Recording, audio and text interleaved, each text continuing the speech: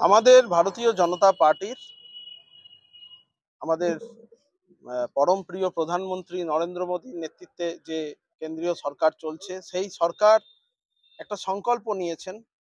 সেই সংকল্প হচ্ছে আগামী 2047 সালে স্বাধীনতার 100 বছর পূর্তি পর্যন্ত সময় নিয়ে তার মধ্যে বিকশিত ভারত গঠন, অর্থাৎ এই ভারতবর্ষকে উন্নয়নশীল দেশ থেকে উন্নত দেশে পরিণত করা এবং পৃথিবীর মধ্যে শ্রেষ্ঠ ভারতবর্ষকে তৈরি করা।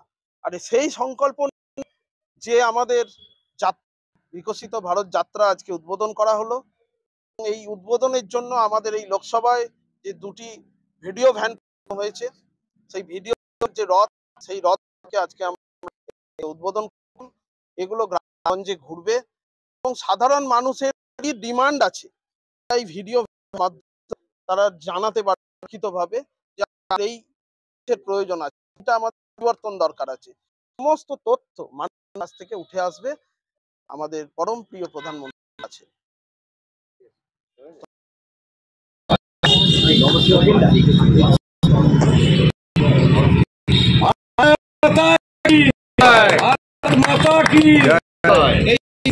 শুভ আমরা বলে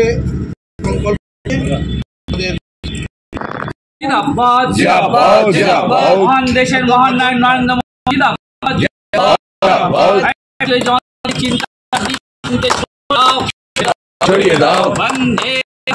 বন্দে মাতরম।